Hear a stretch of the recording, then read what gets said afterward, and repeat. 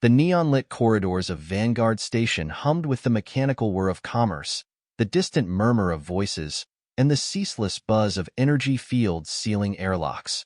Lirith limped through the crowded marketplace, her cybernetic leg jerking with every step, an erratic malfunction that sent shooting pain through what little organic tissue remained beneath the rusting alloy. She ignored the stares. She was used to them. A Nerian, once a soldier, always an outsider in human-controlled space. Her tall, sinewy frame, the deep purple hue of her skin, and the sharp, predatory lines of her face marked her as one of them, a remnant of a war that humans had long since chosen to forget. But she hadn't forgotten. The war had stolen her limbs, shattered her platoon, and left her stranded in a galaxy where no one gave a damn whether she survived. Now, survival meant fixing her outdated prosthetics before they failed entirely. Lirith's eyes, their iridescent silver gleam dulled by exhaustion, scanned the neon signs of the various workshops lining the station's lower district. The augment dealers were thriving, businesses catering to mercenaries, bounty hunters, and the occasional desperate drifter willing to sell an organ or two for an upgrade. She stepped into the first shop, a sleek operation with glowing hollow advertisements promising cutting-edge cybernetics at a price. The proprietor, a heavy-set human with a mechanical eye that whirred as it focused on her, barely glanced at her prosthetics before grunting. That's military-grade Nerian tech. Pre-war. Ancient garbage, really? He leaned back, arms crossed. I could replace it, but scavenging old code? Integrating it with new systems? That's a nightmare. Lirith clenched her jaw. How much? Full refit? 50,000 credits. Minimum. A sharp, bitter laugh escaped her lips. I don't have that. The man smirked, his mechanical eye adjusting with an audible click. Then I can't help you. Try the salvage yards. Maybe you'll find some scrap to bolt onto yourself. Lirith turned on her malfunctioning heel and left without another word. The second and third shops were no better. The moment they realized she couldn't pay, they lost interest. One even suggested she volunteer for experimental trials, a polite way of saying she could sell her body for science in exchange for questionable cybernetics. By the time she reached the fourth shop, the grinding of her faulty leg joint had grown unbearable, and her left arm, a crude, outdated prosthetic barely holding together, was beginning to seize up. She had hours before it locked completely. Then she saw the sign. Holloway Mechanics. No job too small. Unlike the others, this shop was tucked away, its neon flickering unevenly, the entrance half hidden by stacked crates of parts. It looked unremarkable. But at this point, Lirith had nothing left to lose. She stepped inside. The shop smelled of metal and lubricant, a mix of ozone and burned-out circuits. The walls were lined with tools, half-dismantled exosuits, and cybernetic limbs in various stages of repair. At the center of the chaos was a human, David Holloway, hunched over a workbench, sleeves rolled up, his hands buried deep in the guts of a robotic arm. His hair was messy, his work clothes stained with grease, and his eyes were sharp, focused, as if nothing else in the world mattered except the device in front of him. Lirith hesitated. Then, shifting her weight onto her good leg, she cleared her throat. David barely glanced up. If you're here to buy, wait a minute. If you're here to complain about my prices, get out. I can't afford prices. That got his attention. He looked up, his gaze flicking over her with a mechanic's eye, scanning not just her face but the state of her prosthetics. His brow furrowed. Damn. He set down his tools, wiping his hands on a rag. That's older than I expected. War tech? Yes. Let me guess. No one wants to touch it because it's a compatibility nightmare? Lirith's lips pressed into a thin line. She hated how easily he'd summed up her entire day in one sentence. Something like that. David exhaled sharply, rubbing the back of his neck. Then he motioned to a rusted stool near his workstation. Sit. Let me take a look. Lirith hesitated. The skepticism was automatic. No human had ever offered help without expecting something in return. And yet, she was out of options. She sat. David knelt beside her, his fingers brushing the metal plating of her left leg. You feel anything here? Yes. A sharp zing of sensation shot through her nerves as he tapped a particular joint. Damn. He whistled low. Whoever patched this together after your last fight did a terrible job. I did it myself. David blinked. Then, instead of laughing, he nodded approvingly. Not bad, considering what you had to work with. But this thing's running on borrowed time. He glanced at her arm. And that one's even worse. I know. I can fix them. Her eyes narrowed. For how much? David leaned back, resting his arms on his knees. Then he shrugged. Nothing. Silence. Lirith stared at him, waiting for the catch. Nothing, she repeated slowly. Yeah, nothing. He stretched his arms over his head. I don't like seeing good tech go to waste. And I really don't like how the shops on this station screw over people who actually need repairs. Lirith's instincts screamed at her. No one did anything for free. No one. She crossed her arms. What do you want in return? David sighed, shaking his head with a chuckle. You really think I'm running some kind of scam? Look, if you feel guilty about it, you can owe me a favor or something. But I'm not asking for anything. Lirith had faced merciless warlords, ruthless bounty hunters, and battlefield betrayals. But somehow, sitting here, being offered help without a price, was the most unnerving thing she'd encountered in years. Against all logic, she said, Fine. David grinned. Great. Now, let's see what we're working with. Over the next few days, David didn't just repair her prosthetics, he improved them. He stripped away the outdated war tech, replacing sluggish components with sleek, human-designed upgrades that enhanced speed, flexibility, and sensory feedback. And, despite herself, Lirith found that she trusted him. They talked about her past, his past, the war, the cost of survival. David never pitied her, never looked at her like she was a relic from a war best forgotten. He just saw a soldier who deserved better than rusted metal and broken circuitry. And, for the first time in years, Lirith felt something she thought had died with her platoon. Hope. The first thing Lirith noticed about David's modifications was the silence. Her old prosthetics had always been loud. Whirring joints, grinding servos, the occasional static burst from failing neural connections. A constant reminder that she was more machine than flesh. But now, as she flexed her fingers, the movement was smooth, precise, effortless. Her leg no longer stuttered beneath her. The weight distribution was different, lighter, almost too light, but she could already feel how much faster she would be once she adjusted. David stood a few feet away, arms crossed, watching her with a mechanic's critical gaze. Try standing. Lirith pushed off the workbench and rose effortlessly. No lag, no delayed response.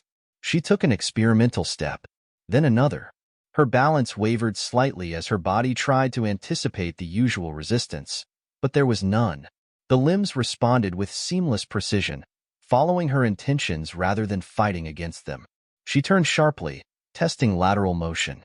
Still perfect. Well? David asked. Lirith flexed her fingers again. Open, close, open, close. She looked at him. What did you do? David grinned. Made them better. Lirith wasn't the type to offer praise easily, but even she couldn't deny it. This was the best her body had felt in years. The neural lag is gone, she admitted. The motion calibration is flawless. David's smile widened. You're welcome. She frowned slightly, shifting her weight, still feeling out the modifications. How did you manage this? Nerian war prosthetics aren't meant to be cross-compatible with human tech. David scratched the back of his neck. Yeah, well, you just have to know where to look. That answer told her nothing. I didn't just fix your limbs, he continued. I improved them. Strength output is up by 20%. Response time is almost instantaneous, and I reworked the neural interface so it syncs with your actual nervous system instead of that outdated battlefield rig you were using. Lirith's eyes narrowed. That battlefield rig kept me alive. Sure, but it was also choking the full capability of your cybernetics. He gestured toward her arm.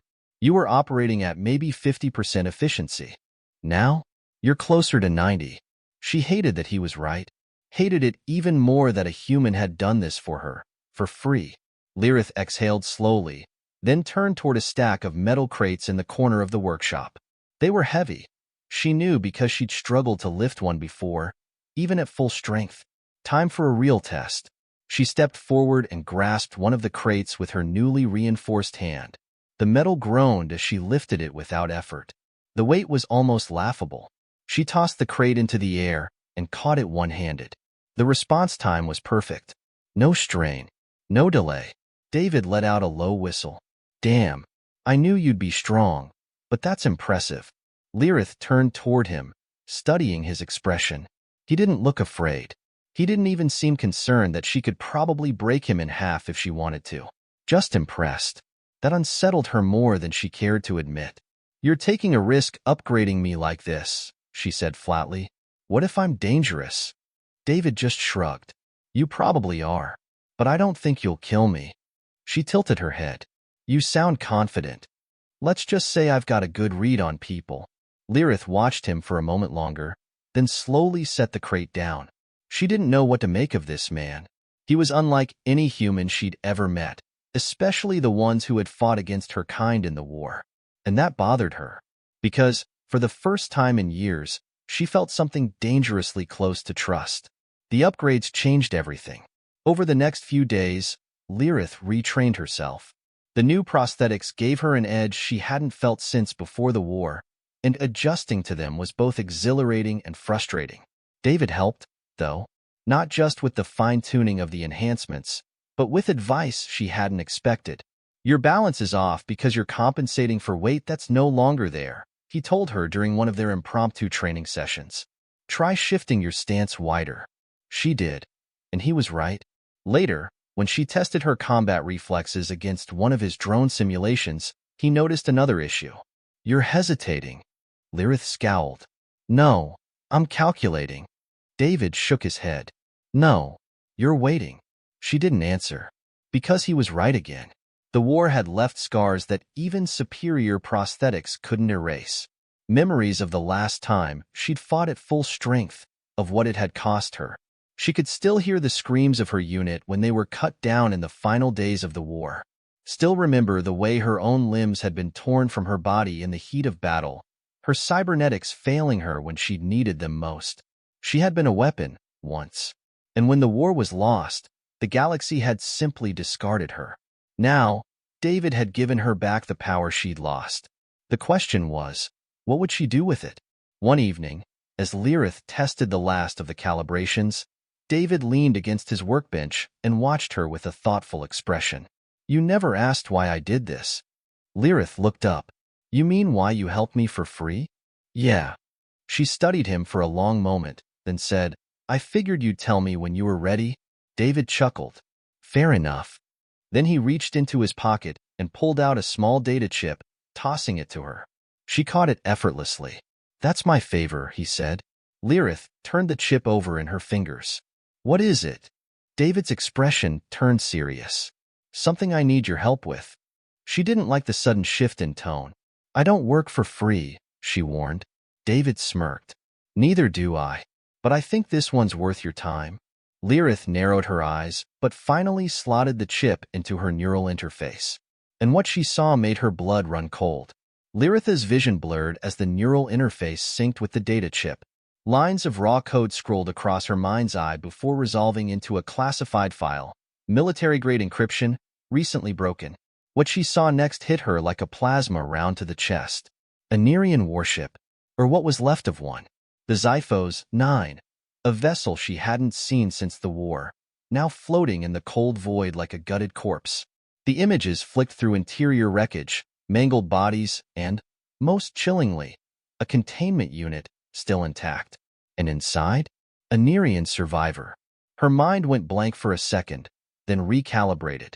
David was watching her carefully, reading her reaction. Lirith exhaled slowly, forcing control back into her voice. Where did you get this? David shrugged. I have connections. A salvage crew found the wreck drifting near the Hydra expanse. They pulled this footage before the corporate bastards classified the whole thing. Lirith's grip on the workbench tightened. The Hydra expanse. A place where abandoned ships went to die. The war had ended years ago. There shouldn't be any Nerian vessels left, Certainly not military-grade warships.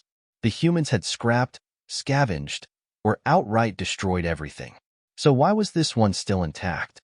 And more importantly, who was in that containment unit? The ship is scheduled for full salvage in 5 days, David continued.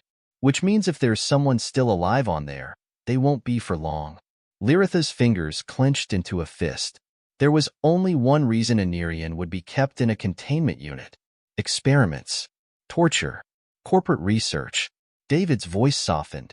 I need your help to get inside. Lirith snapped her gaze to him. Why do you care? David hesitated, then sighed. Because I owe someone. And because I don't like seeing people thrown away. She didn't believe him, not entirely. There was more to this. But it didn't matter. Because now it was personal. Lirith straightened. 5 days, huh? David nodded. She flexed her newly enhanced fingers, feeling the power in them. The speed. The precision. A slow, dangerous smile crossed her lips. Then we better get moving. Vanguard Station's lower sectors were a tangled mess of back-alley brokers, mercenaries, and black market deals, which made them perfect for acquiring the gear they needed. Lirith and David sat across from a Vorik smuggler in a dimly lit corner of a rundown bar, the air thick with the scent of spilled alcohol and synthetic smoke. The Vorik, a hunched reptilian humanoid with 3 mechanical arms, tapped its elongated fingers against the metal table. You want an access code for a corporate salvage op? David leaned forward. That's right. The Vorik let out a rasping laugh. You too have a death wish. Lirith didn't blink. The price. The smuggler's yellow eyes gleamed. 15,000 credits. David groaned.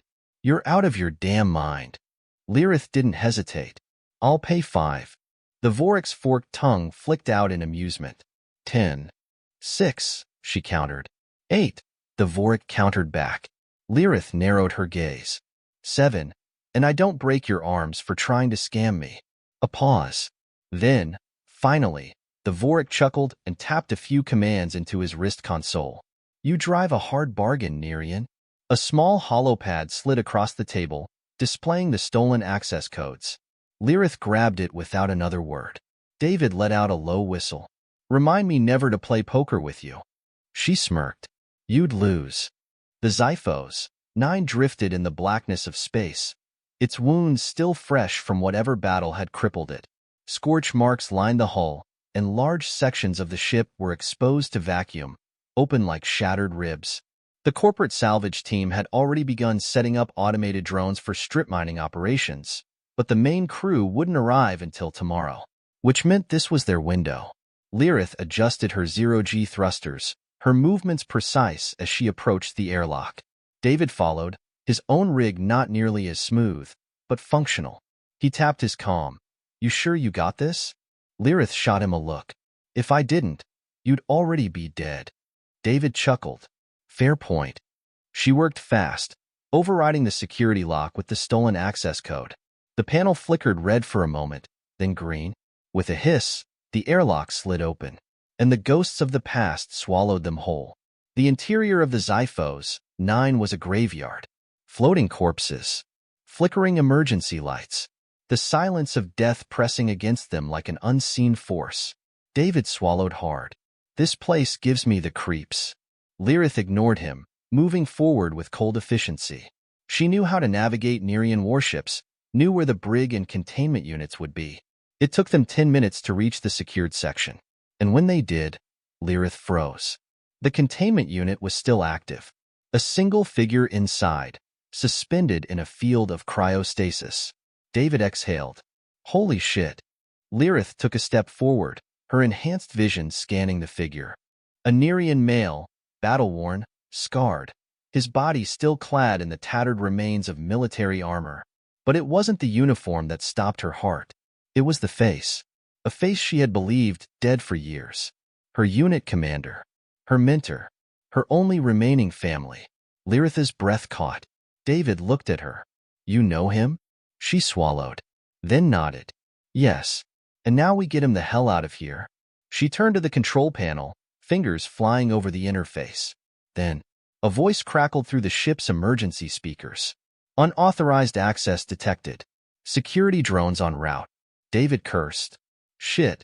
Lirith's hands worked faster. She would not leave him here. Not again. The automated security drones were already moving.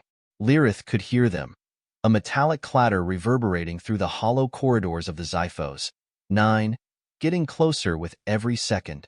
Corporate kill machines, armed with military-grade plasma cannons, designed to eliminate intruders with ruthless precision. David was already pulling his sidearm, his breathing tight. Lirith, I don't want to rush you, but... Then don't. She worked faster. The containment unit's cryolocks were ancient, Nerian tech mixed with human modifications, layers of encryption woven together by a mind that clearly didn't want this prisoner leaving alive. Whoever had done this hadn't expected someone like her to come looking. Lirith's fingers danced over the controls, bypassing security one layer at a time. Feeding false codes where necessary. She was close, so damn close. Then, shit, they're here. David shouted. Lirith spun just as the first drone skittered into view, its sleek, black chassis unfolding like an arachnid, targeting modules glowing a deadly crimson. It opened fire. David barely dodged the plasma bolt, returning fire with a crack of his kinetic pistol. The bullet shattered against the drone's reinforced plating, but the force knocked it back just enough for Lirith to react. Her newly upgraded body moved before she could think. She lunged, faster than she ever had before, crossing the gap in a blur of motion. Her hand snapped out, fingers curling into a reinforced fist, and she crushed the drone's targeting module in a single strike. The machine convulsed violently, sparks flying from its broken optics, then collapsed. David gaped. Holy shit. Lirith didn't respond, because another drone had already appeared.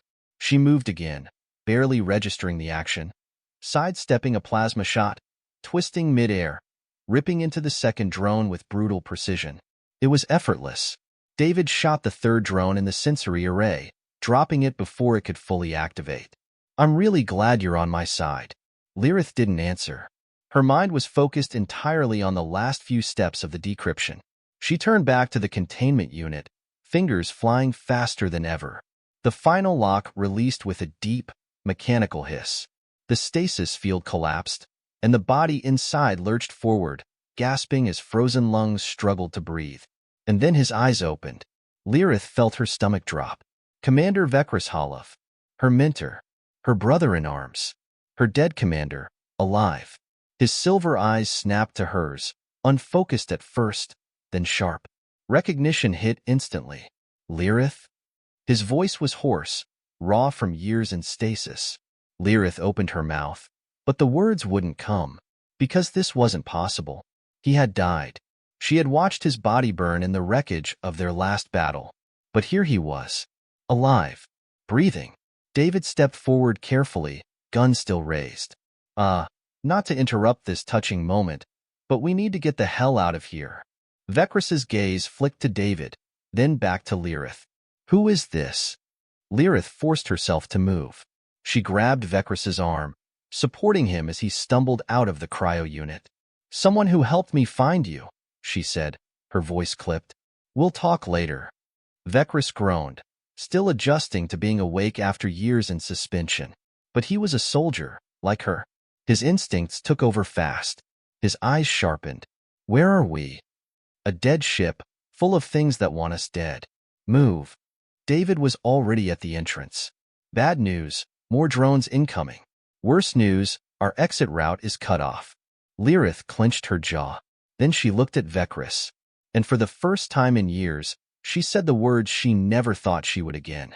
Commander, what's our move? Vekris was still weak, but his mind was as sharp as ever.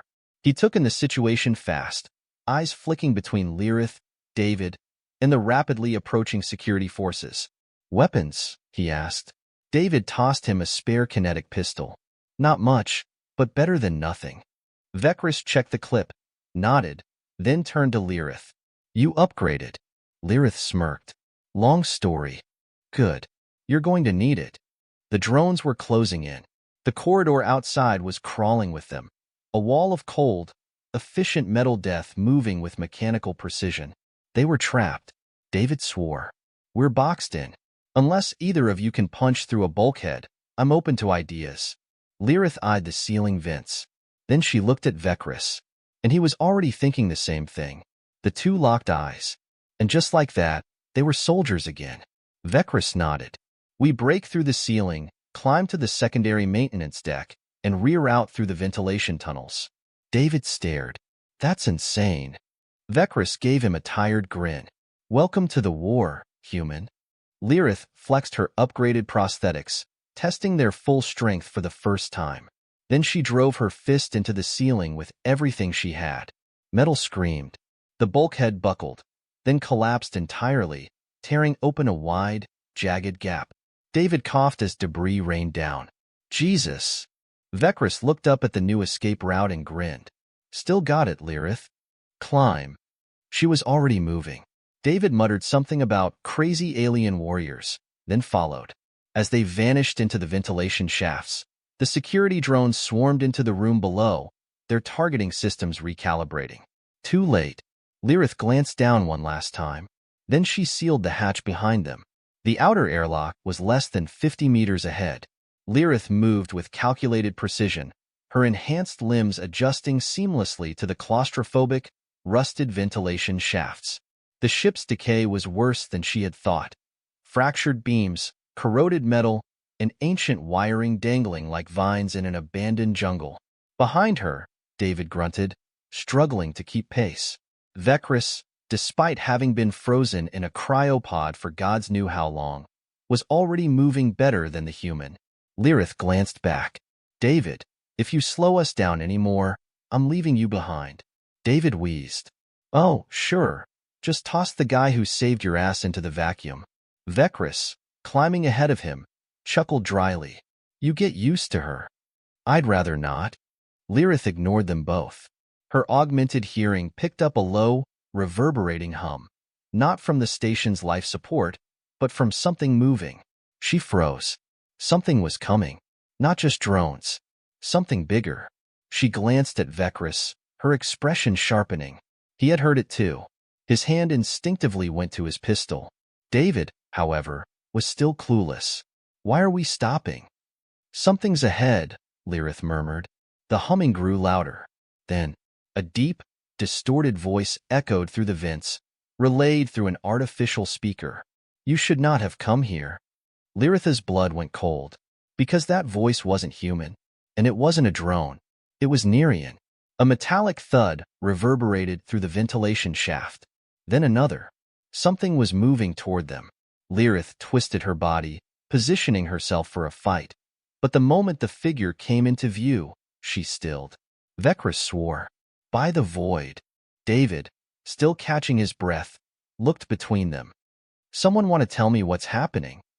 Lirith's voice was flat, unreadable. That is a ghost walker. David frowned. That doesn't sound good. It wasn't. The figure crouching in the tunnel ahead was unmistakable. A Nerian warrior clad in cybernetic armor, their organic body fused with invasive machinery, their eyes replaced with glowing, artificial lenses. A ghost walker. A weapon created during the final, desperate days of the war. And this one was still alive. Its voice came again, reverberating through the ventilation shaft with an eerie mechanical distortion. The war is over. You should not have returned. Lirith kept her posture steady, but her breath had shortened. Vecris's voice was low, calculated. That's an old command phrase. It means it's running on wartime directives. David stared. You mean, it still thinks the war is happening? Lirith nodded. That's not the problem. David raised a brow. Then what is? Vecris answered, voice grim. Ghostwalkers don't leave survivors. David paled. Oh, well, great. The Ghostwalker moved. Not fast, not aggressive, but deliberate. Identify yourselves, it demanded. Lirith exhaled slowly. She had two options. Fight, which was suicide. Talk, which might be worse. She chose the latter. Lirith Karel, former First Blade of the Nerian Vanguard. The Ghostwalker's head tilted slightly. Its body twitched, like its organic side was trying to fight something its machine half refused to release. It studied her. Then, finally, you were presumed dead. Vecris spoke next, Voice unwavering. Commander Vekris Holov, Nerian High Command. You recognize me? The Ghost Walker hesitated. For just a second. Then, it holstered its weapon. Orders received. Stand by for mission parameters. Lirith's breath slowed. It was standing down? David still looked like he was about to have a heart attack. What just happened? Lirith's mind was racing. It's still running high command protocols, she murmured, which means it still recognizes Vekris as a superior officer. David blinked. That's good, right? Vekris didn't answer immediately. Because it wasn't good. It was worse. If the Ghostwalker was still active, that meant one thing. Something had reactivated Nerian war assets. And that meant the war might not be as over as everyone thought. The Ghostwalker remained still, its glowing eyes processing data Lirith couldn't access. Then, in a voice far too calm, it said, Mission parameters updated. Retrieval of high command personnel required. Additional objectives classified. Lirith exchanged a look with Vekris. Something was wrong. David noticed the shift. Okay, I might not be fluent in alien military code, but I know a bad sign when I see one. What's wrong? Vekris's voice was tight. It's still following orders. Yeah? And? Lirith's jaw clenched. There is no Nerian high command anymore. David's eyes widened. You mean? Someone is sending it orders, Lirith cut in. And we need to find out who. Because if someone had reactivated Ghostwalkers, that meant they had access to Nerian war networks. And if they had access to those, then they had access to something far worse. Vekris met her gaze. And for the first time in years, she saw the same fire in his eyes that had led them into battle all those years ago. We need to move. Lirith nodded. David, how fast can you get us off this ship? David looked between them, then sighed. Fast. But you're not going to like how. Lirith smirked. I never do. They turned toward the outer airlock, Ghostwalker in tow. The war was supposed to be over. But as they moved through the hollow corridors of the HFY Nine, Lirith realized. It had only been sleeping. And now, someone had just woken it up. The Ghostwalker followed them in silence. Its movements were eerily precise, its gait perfectly balanced, like it had spent decades refining every step into an exact equation. Lirith hated it. She hated Ghostwalkers in general. They had been a desperate creation, designed in the final, brutal months of the war. When High Command realized they were losing and decided to make something that couldn't surrender, they had taken dying soldiers, broken warriors, prisoners who refused to break, and they had rebuilt them. Not like Lirith, who still had control over her mind, her body. No, Ghostwalkers were programmed. They were not alive. And yet, here one was, standing next to her, following orders like the war had ended yesterday. That meant someone, somewhere, was giving those orders. And Lirith needed to know who. David was still side-eyeing the thing like it might snap his spine in half at any second. Vekris, however, had fallen into commander mode, his mind already running ahead of the situation. What's your designation? He asked the Ghostwalker. The thing's mechanical eyes flickered. Unit 07. Nerian Ghostwalker Division. Assigned to HFY 9 as strategic asset. Assigned by whom? A pause. Then, High Command. Lirith's breath stilled. That's impossible, she said flatly. High Command doesn't exist. The Ghostwalker's response was immediate. False. High Command is active. Orders have been issued. War protocols remain engaged. The corridor went dead silent. Lirith exchanged a look with Vekris. If someone had reactivated war protocols, that meant someone had access to old Nerian command networks. And if that was true, the war was not over. It was just waiting to begin again. David exhaled sharply. Okay, I've had enough of creepy robot assassins and surprise war conspiracies. Let's just get off this damn ship. Agreed, Lirith said. How? David hesitated. Then, reluctantly, he pulled a hollow slate from his belt and tapped into his ship systems. A small, roughly rendered schematic of the HFY 9 flickered to life, the layout displaying a marked docking breach near the lower levels. My ship's docked here, he said, pointing. It's a tight fit, but we can get in through the emergency airlock if we hurry. And if we don't hurry? Vekris asked. David sighed. Then we suffocate, get shot, or explode. Dealer's choice. Lirith smirked. Efficient. I like it. David shot her a look. You would. Vecris ignored their banter, turning to the Ghostwalker. What is your current directive? Unit 07's eyes glowed dimly. Preserve high command. Ensure mission success. Eliminate external threats. David grimaced. Yeah, that last one concerns me. Lirith crossed her arms. Define external threats. Hostile actors. Unregistered combatants. Unauthorized personnel. David threw up a hand. Fantastic. We just stole a killer war machine, and it still thinks we're the enemy. Vecris studied the Ghostwalker. Then, in a low, commanding voice, he said, Unit 07, reassign David Holloway as non-hostile asset. The Ghostwalker processed for a second. Then its optical display flickered. Acknowledged. Holloway, David. Status, non-hostile.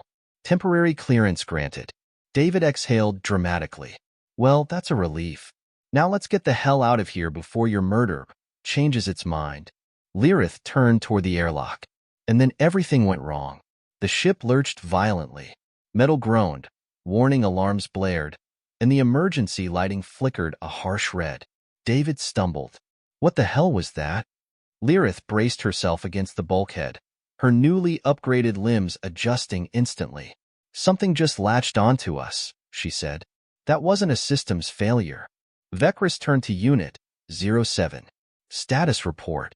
The Ghostwalker's voice was flat, calm. External boarding craft detected.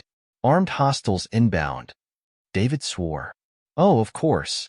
Because we didn't have enough problems. Lirith's mind raced. If someone was boarding the Zos Nine, that meant they weren't just after the scrap. They were after something specific. Or someone. She met Vecris's gaze. They both knew what this meant. They had been tracked. Who is it? Vecris asked the Ghostwalker. The response was immediate. Human mercenary detachment. Affiliation. The Black Horizon. Lirith's eyes darkened. David froze. The Black Horizon? His voice was tight, laced with something almost like panic. Lirith frowned. You know them? David ran a hand through his hair. Yeah, I know them. They're a problem. How big of a problem? David looked at her. And for the first time since she had met him, he looked afraid. The kind that doesn't leave survivors. The Black Horizon was one of the worst things to crawl out of the post-war chaos. They weren't just mercenaries. They were scavengers, war criminals, and ex-soldiers from both sides, banding together under one rule. Profit from the ruin of others. They didn't just strip wrecks for scrap. They hunted survivors. They killed those who had nowhere left to run. And now, they were here, coming for Lirith, Vecris, David, and a walking war crime in cybernetic armor. David was already checking his weapon. We need to move. Now. Vecris nodded. Agreed.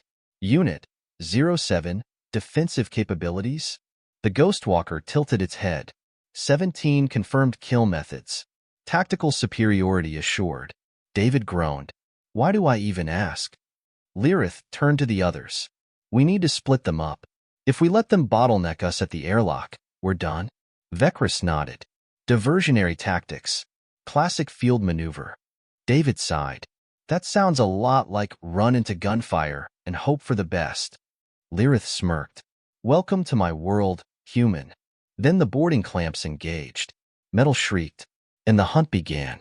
The boarding clamps locked into place, sealing the fate of everyone still inside the Zos Nine. Lirith could feel it, the inevitable pull of battle settling into her bones.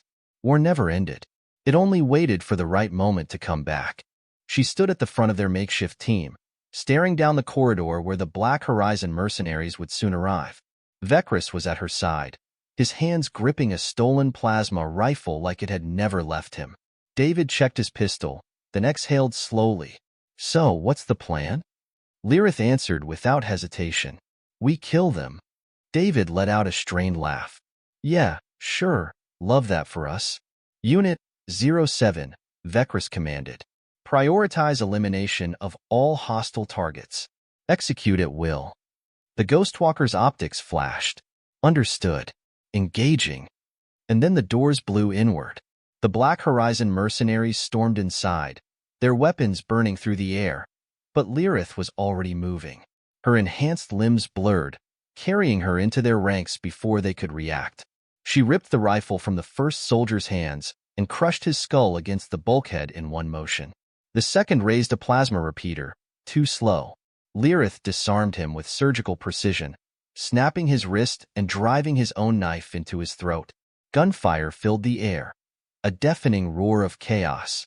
Vecris moved like a ghost from the past, covering David's advance with precision shots, taking down 2 mercenaries before they could get behind cover. David, despite everything, held his own, his bullets finding weak points in the mercenaries' armor. And then there was Unit 07. It moved without hesitation, without mercy. A machine designed for only one thing: destruction. It tore through the mercenaries like a shadow given form, breaking bodies with mechanical efficiency, snapping limbs and crushing throats before any of them could scream. In less than 60 seconds, it was over. The corridor was silent again. But Lirith didn't relax, because she knew what this meant. The Black Horizon never sent only one team. More would come. They always did. Vecris wiped blood from his face, stepping over the corpses. "We need to go. Now." David checked his pistol. "I second that." Lirith turned to Unit 07. "Are there more hostiles inbound?" The Ghostwalker processed for a second. Then, for the first time since they met, it hesitated. "Unknown. Primary command uplink has been reactivated. Receiving new directives." Liritha's stomach twisted. "From where?" "High Command." Silence. David's voice was tight. "I thought High Command was dead." Vecris shook his head. "Apparently not." Lirith stared at Unit 07, heart pounding. If someone had the ability to give orders to a Ghostwalker, that meant they had access to Nerian war servers. That meant someone had rebuilt the old network. And if someone was doing that, they're trying to restart the war, she whispered. David paled. "You're kidding." Lirith turned to Vecris. "We need to shut it down." He nodded. "Agreed." David threw up his hands. "Oh, sure. Let's just shut down a galaxy-wide military conspiracy. Sounds easy." Lirith looked at him. "You don't have to come." David laughed. It wasn't a happy laugh. "Are you kidding? Of course I'm coming. You'd all be dead without me." Lirith smirked. Finally, some self-awareness. Vecris stepped forward, gripping his rifle. "Then we go together." David sighed. Yeah. Let's go break the universe." Lirith looked at the bodies around them. The war never ended. But maybe, just maybe, they could finish it. The Black Horizon wasn't done hunting them. High Command wasn't as dead as they had thought. And the galaxy was teetering on the edge of another war. Lirith flexed her fingers, feeling the strength in her new limbs, knowing that for the first time in years, she wasn't alone. Vecris at her side, David grumbling but still walking beside her, and a Ghostwalker with no master, following them into the unknown. She exhaled slowly. The fight wasn't over. It was just beginning.